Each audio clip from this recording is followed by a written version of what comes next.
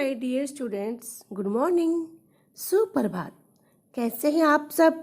आशा है आप ठीक होंगे। स्वागत है आपका अपने ही चैनल न्यू एडवांस स्टडी में। आज हम पढ़ेंगे हिंदी व्याकरण का पाठ संधि, जिसे अंग्रेजी में ज्वाइनिंग भी कहते हैं। आप अपने हिंदी व्याकरण की किताब निकालें और हिंदी की वीडियो को सबसे पहले पाने के लिए चैनल को सब्सक्राइब करें, बेल आइकन को प्रेस करें, लाइक करें और अपने दोस्तों के साथ शेयर करें। आइए शुरू करते हैं। संधि किसे कहते हैं? जब हम बोलते हैं तो उच्चारण में कई बार दो शब्दों की ध्वनियों में परस्पर इतनी निकटता होती है कि पहले शब्द की अंतिम ध्वनि का दूसरे शब्द की प्रथम ध्वनि से मेल हो जाता है। इसे ही संधि कहते हैं। यह हम इसे ऐसे भी कह सकते हैं, जब दो शब्द बहुत निकट आ जाते हैं तो उनके बीच की दो ध्वनियों का मेल हो जाता है, जिससे ध्वनियों का रूप बदलकर एक नया शब्द बन जाता है। उसे संधि कहते हैं। जैसे आप यहाँ पर उदाहरण देख सकते हैं। उदाहरण देखिए, हिम जमा आले हिमालय। अ जमा आ। अ क्या है? अंतिम वर्ण। आ क्या है? आल्य का प्रथम वर्ण। तो ये हुआ आ, और इसका उत्तर हुआ हिम जमा आल्य हिमालय। ऐसे आप आगे पढ़ सकते हैं। विद्या जमा अर्थी विद्यार्थी। विद्या में अंतिम वर्ण क्या है? आ। अर्थी में अ प्रथम वर्ण है, तो ये हुआ आ जमा अ आ। ऐसे ही सूर्य जमा उदय सूर्योदय। अ जमा उ मिलकर ओ हो जाता है। आइए हम संधि की परिभाषा पढ़ते हैं। दो निकट वर्णों के परस्पर मेल से जो विकार परिवर्तन उत्पन्न होता है उसे संधि कहते हैं। या हम इसको ऐसे भी बोल सकते हैं, दो शब्दों का मेल होने पर उनकी ध्वनियों में जो विकार उत्पन्न होता है उसे संधि कहते हैं। जैसे संधि का अर्थ जोड़ या मेल होता है, वैसे ही संधि विच्छेद भी होता है। विच्छेद का अर्थ है अलग करना। जब किसी संधिस्थ शब्द को अलग अलग किया जाता है, अर्थात संधि को खंडित किया जाता है, उसके टुकड़े किए जाते हैं, तो उसे संधि विच्छेद कहते हैं। जैसे स्वागत में सु जमा आगत। ऐसे ही पुस्तकालय में पुस्तक जमा आलय। संधि के भेद। संधि के 3 भेद होते हैं। नंबर 1 स्वर संधि, नंबर 2 व्यंजन संधि, नंबर 3 विसर्ग संधि। नंबर 1 है स्वर संधि। दो स्वरों के मिलने से होने वाले विकार या परिवर्तन को स्वर संधि कहते हैं। जैसे हम इसे ऐसे भी बोल सकते हैं, स्वर के साथ स्वर के मेल से जो परिवर्तन उत्पन्न होता है उसे स्वर संधि कहते हैं। जैसे पुस्तक जमा आलय पुस्तकालय। अब यहाँ पर आप देखिए, पुस्तक का अंतिम वर्ण क्या है? अंतिम ध्वनि क्या है? अ। आलय की प्रथम ध्वनि है आ। अ जमा आ मिलकर आ हो जाता है। अ क्या है? स्वर, और आ भी क्या है? स्वर। जब दोनों स्वर मिलते हैं तो स्वर संधि हो जाते हैं। अगला उदाहरण देखिए, महा जमा आत्मा महात्मा। महा में अंतिम ध्वनि क्या है? आ। आत्मा की प्रथम ध्वनि आ है। दोनों ही स्वर हैं, तो आ जमा आ मिलकर आ हो जाता है। ये हमारी स्वर ध्वनि है। स्वर ध्वनि के भेद। स्वर ध्वनि के 5 भेद होते हैं। नंबर 1 दीर्घ संधि, नंबर 2 गुण संधि, नंबर 3 वृद्धि संधि, नंबर 4 यण संधि, नंबर 5 अयादि संधि। नंबर 1 है दीर्घ संधि। जब ह्रस्व अथवा दीर्घ अ आ ई उ के बाद क्रमशः ह्रस्व तथा दीर्घ अ आ ई उ आए तो दोनों के मेल से क्रमशः आ ई उ हो जाता है। देखिए आप यहाँ पर देख सकते हैं अ जमा अ मिलने से आ हो जाता है, ई जमा ई मिलने से बड़ी ई हो जाती है, छोटा ऊ और छोटा ऊ मिलने से बड़ा ऊ बन जाते हैं।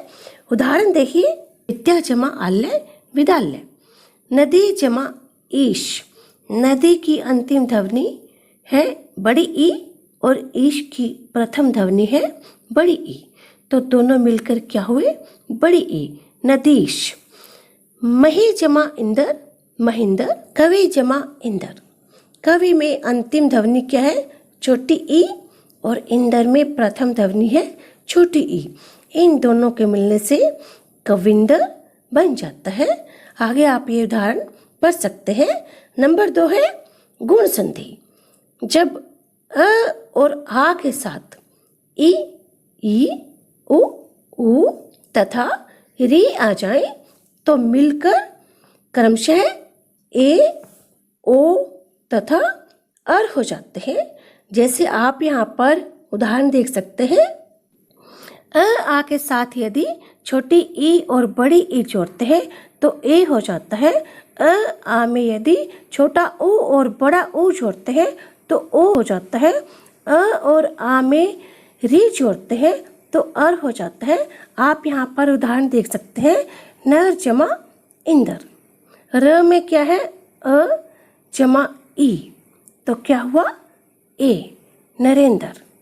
ऐसे आप आगे उदाहरण देख सकते हैं, यथा जमा इष्ट, यथेष्ट, राजा जमा इंदर, राजेंद्र, राजा में ज के बाद क्या आया, आ जमा छोटी ई क्या हुआ, ए, तो ये हमारा बन गया राजेंद्र। सुर जमा इंदर, सुरेंद्र आदि। नंबर 3 है वृद्धि संधि। जब अ या आ के बाद क्रमशः ए ऐ या ओ औ आए तो दोनों के मेल से क्रमशः ऐ और औ हो जाता है। आप यहाँ पर ये उदाहरण पढ़ सकते हैं, तथा जमा एव तथैव, सदा जमा एव सदैव आदि। नंबर 4 है यण संधि। जब ई उ री के बाद भिन्न जाति का कोई स्वर आ जाए तो ई का य, ओ का व और री का र हो जाता है।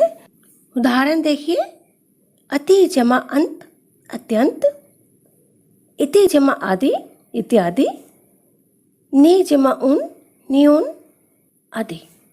नंबर 5 है अयादि संधि।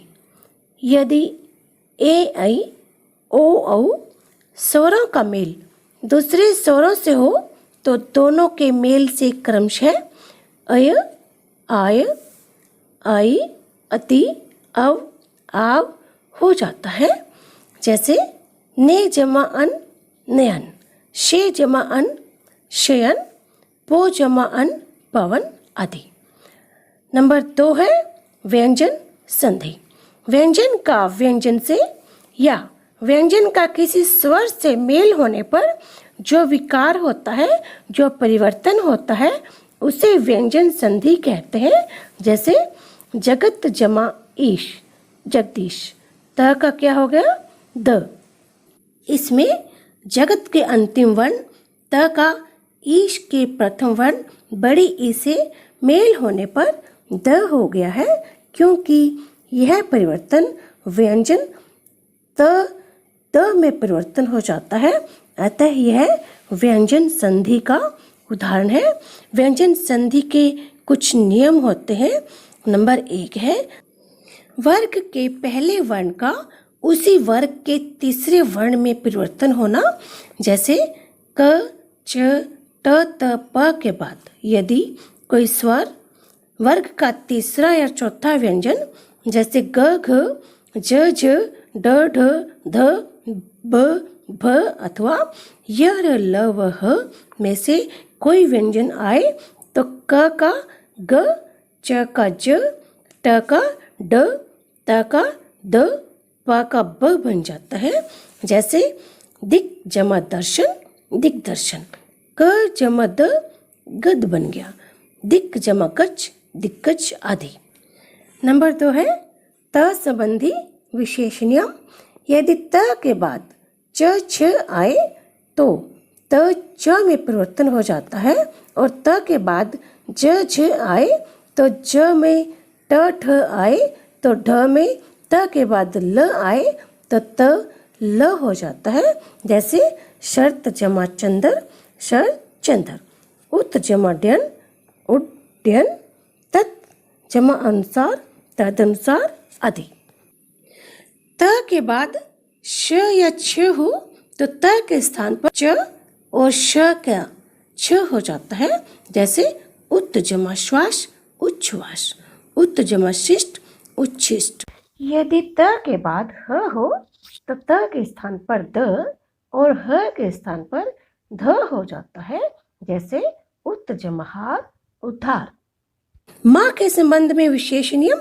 यदि माँ के बाद क च ट त या प आए तो म के स्थान पर उसी वर्ग का पांचवा वर्ण या अनुस्वार हो जाता है।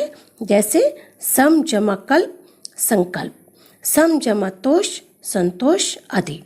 यदि म के बाद य र ल व श स ह आए तो म का सदैव अनुस्वार ही होता है। जैसे सम जमा योग, संयोग। सम जमा वाद, संवाद आदि। छ के संबंध में विशेष नियम। यदि स्वर के बाद छ वर्ण हो तो छ हो जाता है। जैसे अनु जमा छेद, अनुच्छेद। परि जमा छेद, परिच्छेद आदि। आगे है र के संबंध में विशेष नियम। हर्षव स्वर के बाद आने वाले र के आगे यदि र हो तो हर्षव स्वर का दीर्घ स्वर होकर र का लोप हो जाता है। जैसे निर्जमा रस, नीरस। निर्जमा रोग, निरोग। न का ण हो जाना। यदि री, र और श के बाद न हो तो उसका ण हो जाता है। जैसे परि जमा नाम, परिणाम। पर जमा मान, प्रमाण आदि। स का श हो जाना। यदि स से पहले आ से भिन्न कोई स्वर आ जाए तो स का श षटकोण वाला श हो जाता है।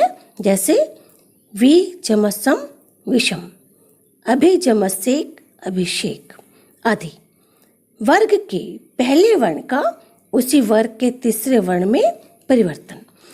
किसी वर्ग के पहले वर्ण क च ट त प का मेल किसी स्वर या य र व में किसी वर्ण से होने पर वर्ग का पहला वर्ण अपने ही वर्ग के तीसरे वर्ण जैसे ग, ज, ड, द, ब में बदल जाता है।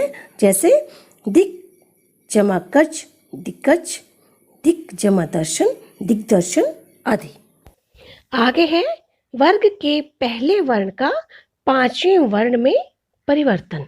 किसी वर्ग के पहले वर्ण जैसे क च ट त प का मेल किसी अनुनासिक वर्ण से हो तो उसके स्थान पर उसी वर्ग का पांचवा वर्ण हो जाता है। जैसे वाक जमा में, वांग में। उत जमा मत, उन्मत्त आदि। नंबर 3 है विसर्ग संधि। विसर्ग के बाद किसी स्वर या व्यंजन के आने पर विसर्ग में जो परिवर्तन होता है उसे विसर्ग संधि कहते हैं। जैसे नि जमा छल, निश्चल। नि जमा आशा, निराशा आदि। विसर्ग संधि के भी कुछ नियम होते हैं। नंबर 1 है विसर्ग से पहले कोई स्वर हो तो विसर्ग के बाद च होने पर श हो जाता है। विसर्ग के बाद ट या ठ होने पर श हो जाता है तथा त थ होने पर स हो जाता है। जैसे नि जमा चल, निश्चल। नि जमा चल, निश्चल। नि जमा ठुर, निष्ठुर आदि। नंबर 2 है विसर्ग के बाद यदि श, श, स हो विसर्ग का क्रमशः श श स हो जाता है, जैसे नि जमा संदेह निसंदेह, दो जमा शासन दुशासन। नंबर 3 है विसर्ग से पहले अ और आ से भिन्न कोई स्वर हो तो बाद में कोई स्वर किसी वर्ग का तीसरा, चौथा, पांचवा वर्ण या य, र, ल, व, ह में से कोई वर्ण हो तो विसर्ग का र हो जाता है, जैसे नि जमा आशा निराशा, नि जमा मल निर्मल, नि जमा अर्थक निरर्थक आदि। नंबर 4 है विसर्ग से पहले यदि अ स्वर हो और या किसी वर्ग का तीसरा, चौथा, पांचवा वर्ण या य, र, ल, व, ह में से कोई वर्ण हो तो विसर्ग का ओ हो जाता है, जैसे व्यय जमा वृद्ध व्यो वृद्ध, मन है जमा हर मनोहर। नंबर 5 है विसर्ग से पहले यदि अ या आ हो और विसर्ग के बाद कोई भिन्न स्वर आ जाए तो विसर्ग का लोप हो जाता है, जैसे अतः जमा एव अतएव। आगे है विसर्ग से पहले आ को छोड़कर कोई अन्य स्वर हो तथा विसर्ग के बाद र स्वर हो तो विसर्ग का लोप हो जाता है, जैसे नी जमा रज नीरज, नि जमा रस नीरस आदि। आगे है संधि और समास में अंतर। संधि में वर्णों का मेल होता है जिसके कारण वर्णों में परिवर्तन हो जाता है, जैसे नर जमा इंद्र नरेंद्र। समास में शब्दों का मेल होता है जिसके फलस्वरूप शब्दों का संक्षिप्तीकरण होता है, जैसे देश के लिए भक्ति देशभक्ति। ध्यान रखें समास में कोई पद लुप्त हो सकता है किंतु संधि में ऐसा नहीं होता। तो बच्चों ये था आपका हिंदी व्याकरण का पाठ संधि, जिसे हमने बहुत बारीकी से समझा। आशा है आपको समझ आया होगा। धन्यवाद।